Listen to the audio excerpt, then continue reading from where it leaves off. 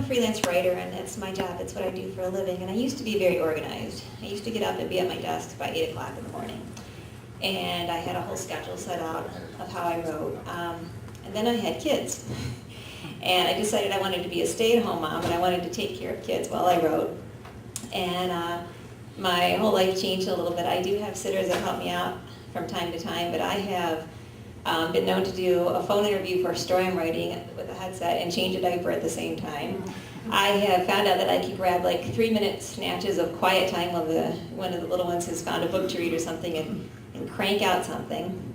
And I guess I teach at writing conferences, and one of the things I talk about is how everybody has a story.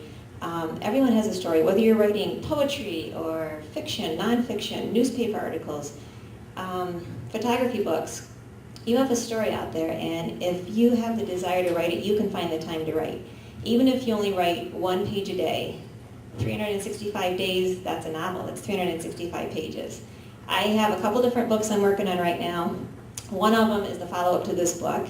I try and work on it several hours a week as I can find the time. I have another book I'm writing, a chick lit book, just for fun, and I try and... Everything that everyone has just said, I'm not going to repeat everything that everyone just said. I think those things are excellent tips.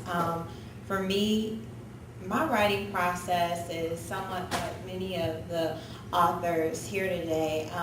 Sometimes I can be writing in my car and I'm just inspired to just write something down. So I have a little notepad that I typically keep by me, and I always have an ink pen in my purse or somewhere nearby so that I can jot my ideas down.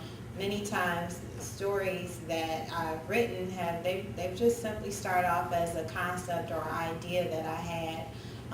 For my book, Mama Got Rhythm and Daddy Got Rhyme, I had to do a lot of research because it's not only entertaining, but it's also an educational book that teaches children how jazz and blues help influence R&B music. Well, I love working with children, and I love music. But even with that being said, I love to write, and I'm passionate about writing things that are not only educational, they aren't only entertaining, but they're also educational. I would say, just like a few others have mentioned, believe in yourself, believe in your writing, and surround yourself with other writers who are more seasoned than even you are, because I believe that iron sharpens iron, and that, when you surround yourself with others who have done what you want to do and have been where you want to go, it gives you a better opportunity to see what needs to be done in order to get there yourself. And I would also say, don't be afraid to have your work be criticized.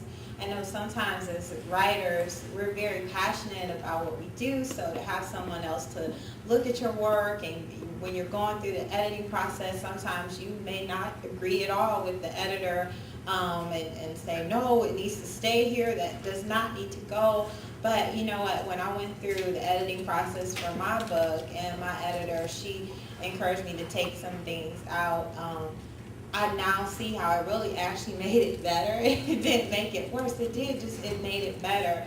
So I would say just be open to the advice and the guidance of others, especially when you know that they mean you well and they're only trying to help you.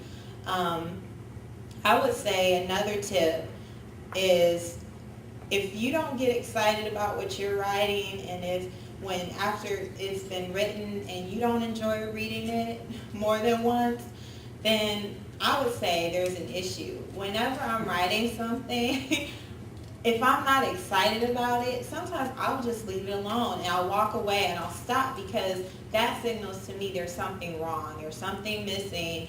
And if you don't enjoy reading it, if you don't enjoy writing it, then how are you going to expect someone else to enjoy reading it? And so I would say that as well. And I would just say, just write.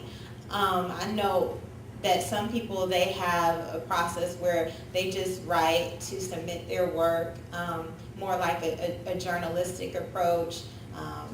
But I would just say, just write. because those who are really passionate about writing, they don't wait or just spend their time looking at the submission guidelines for agents and for publishers. They just write. Once you write your work and it's edited and it's completed, you will find the right agent and the right publisher for your work who sees your vision and who believes in your work. But just put it on paper first and start there.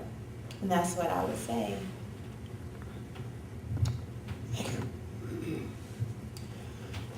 Okay. Again, I write from the angle of pure imagination. But one thing, when I wrote these two little books, is I took an animal encyclopedia. And I looked at the animal in there and I thumbed through it and I concentrated on animals in Canada, northern part of North America. And I look at that particular creature and I try to imagine a story about it. And that's how I start my process. Then you start jotting things down and you revise, revise, and revise again until you got something there that looks pretty good. And I'm only talking about the first paragraph. So you keep doing it, you keep doing it, you keep doing it, and hope to God you got time to do it all. Which I don't anymore, but a few years back I did. And that's about the only tip. If you want to do it, do it. Revise, revise, revise until you got something there. There's a lot of scratching out, a lot of new words that you might have to insert. Oh, this word sounds better than this word, let's try this. So you have a thesaurus with you constantly and a dictionary. And you keep doing it over and over until you got something you like. And hopefully somebody else might like it too, you don't know. But you can't worry about that. You write down what you like. If somebody else doesn't like it, fine, but there might be somebody who might like it.